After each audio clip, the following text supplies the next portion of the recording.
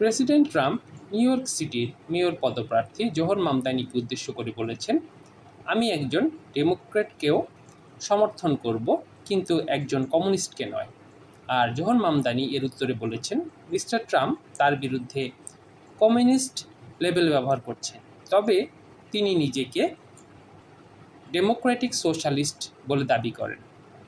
Trump সমর্থকরা বলেন, মামদানির উত্থান অর্থাৎ ধনীদের উপর কর বৃদ্ধি, বড় সরকারি ব্যয় নীতি, যা তারা বিপজ্জনক মনে করেন।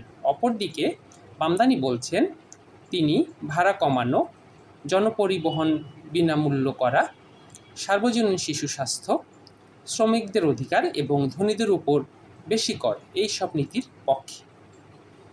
ট্রাম্পের সমর্থকদের মতে এই লড়াইটি এখন কেবল মেয়র নির্বাচন নয়, বরং ট্রাম্পের ডানপন্থী রাজনীতি বনাম প্রগতিশীল বামপন্থীদের মধ্যে একটি প্রতীকী যুদ্ধ হয়ে উঠেছে।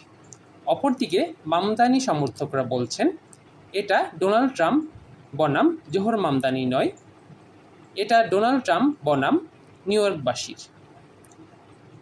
ট্রাম্প ও তার ঘনিষ্ঠরা সংকেত দিচ্ছেন যে মামদানি জিতলে তারা ফেডারেল তহবিল আটকে দিতে পারেন বা নজরদারি বাড়াতে পারেন। অপরদিকে মামদানি সমর্থকরা বলছেন, এই নির্বাচন এমন এক সময় হচ্ছে যখন আমেরিকার প্রেসিডেন্ট আমেরিকার শীর্ষ 1% ধনী শ্রেণীকে $1 ট্রিলিয়ন কর ছাড় দিচ্ছেন।